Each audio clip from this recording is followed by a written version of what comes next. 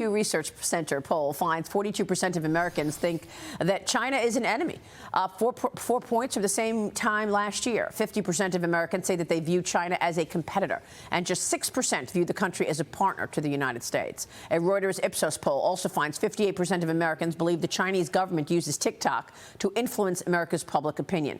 Just 13% said that they disagree with that statement. Joining me now is Gatestone Institute senior fellow and author of The Coming Collapse of China and China is Going to War, Gordon Chang, back with me this morning. Gordon, it's good to see you. Thank you so much for being here.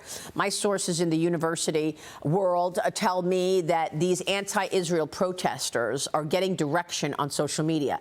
They're getting direction on what school to go to next, what building to go overtake and dominate. And I want to get your take on what role you believe the CCP could be playing in these protests. Well, China is using the curation algorithm of TikTok to foment these protests. We know of the Hamas videos on that platform, 96.5% of them support the terrorist group. And this echoes what China did in 2020. In 2020, an intelligence unit of the People's Liberation Army went to the now-closed Houston consulate. They used big data to identify Americans likely to participate in Antifa and Black Lives Matter protests, and then they sent them tailor-made videos on TikTok on how to riot. That is an act of war. China did it in 2020. It's doing it now. Unbelievable. And, you know, if you had any question in terms of TikTok, foe or friend, go look at TikTok now and see what's on TikTok to see who's following it and whether or not the protesters are in constant contact with one another across the country because of TikTok. Yeah, I think President Biden has a constitutional obligation to ban the app right away because of what is happening. And meanwhile, he's on it. He's doing, political videos on it. Meanwhile, let me switch gears, ask you about coronavirus, because the House Select Subcommittee on the Coronavirus Pandemic calling for a criminal probe right now into EcoHealth Alliance and its president, Dr. Peter Daszak. The EcoHealth Alliance received millions of dollars in federal grants, as you know, including more than $4 million for a National Institute of Health project researching the risk of bat coronavirus at the Wuhan Institute of Virology in China. The subcommittee released the report yesterday accusing Daszak of funding, quote, dangerous gain-of-function research in Wuhan, China, without sufficient oversight. House Oversight Committee Chairman James Comer grilling Daszak during the subcommittee hearing on Capitol Hill yesterday. Watch. Did the intelligence community believe that the Wuhan lab was being used by China to manufacture bioweapons? Well, that's really for the intelligence community to answer. But in the public statements that they've made, two agencies, I think, have low to moderate confidence that there was some activity, and the other agencies were unable to comment. Do you find it troubling that, by all accounts from your testimony, the intelligence community suspected something fishy was going on at the Wuhan lab? Despite that, they still funded research with American taxpayer dollars at the Wuhan lab? I don't find it troubling at all. I don't think it's unusual, because the only two intelligence agencies, from my recollection, have any belief that that may have been involved in a lab origin of COVID, and they have low to moderate confidence. I just don't think the data are there to support that.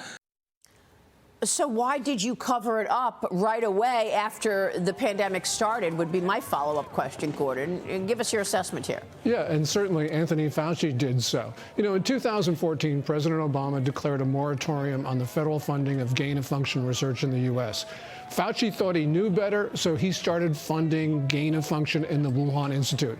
In 2021, Fauci testified before the Senate that he did not fund gain-of-function in Wuhan. But unfortunately for him, there are two published scientific papers, one 2016, the other 2017, from researchers from the Wuhan Institute of Virology that describe gain of function and acknowledge funding from Fauci's National Institute of Allergy and Infectious Diseases. They should prosecute Fauci for perjury. Unbelievable. You know, I asked President Trump whether or not this was a bioweapon that China developed and then unleashed it on the world, including America, as a test. And he said it's 50-50. That's what President Trump said to me. It's 50-50 that this was actually a bioweapon to start with, to begin with. There's been no accountability whatsoever of COVID, whether it leaked or not out of the Wuhan lab. And of course, we know that China also undertook a cover-up right after. This president will not hold them to account, however. Yeah, it's like 99.5% that it was a bioweapon to start, and it's 100% to zero because we know that Xi Jinping deliberately released this pathogen on the American public and on the world after it was the outbreak in China. Yeah. So he lied about contagiousness. He forced countries, including the U.S., to take arrivals from China without restriction while he was locking down his own country. That's 100% that he made a decision to spread this to the world once it broke out in China. And don't forget, they had the Belt and Road strategy in Italy. And the Italians cooperated with China to have the Belt and Road strategy. So what happens then? COVID breaks out. You got planefuls of Chinese that were in Wuhan going directly to Italy. That's why it spread to Italy first. That's right.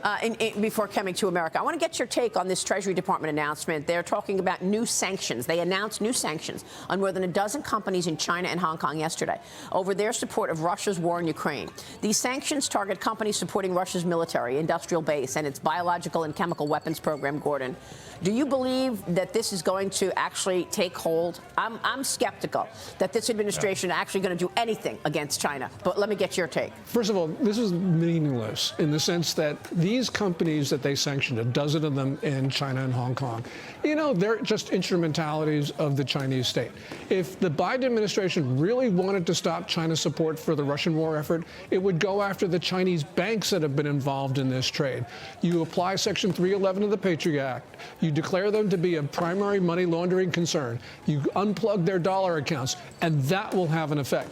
Biden won't do that. Now, Trump did that in 2017 with a Chinese bank with regard to North Korea. That was a good step. Biden needs to do the same thing today with regard to Ukraine and Russia. Any other thoughts on China right here, Gordon, in terms of this, constant visits from U.S. officials to Beijing? Is anything actually progressing here? We're just begging. And begging is not a strategy. And clearly, you have a submissive Biden, which is the reason why Beijing loves Biden. Trump is not submissive. Yeah. Trump doesn't beg. And Trump gets much better results out of the Chinese than Biden has been. Gordon, thank you. Great to see you. Gordon Chang joining us.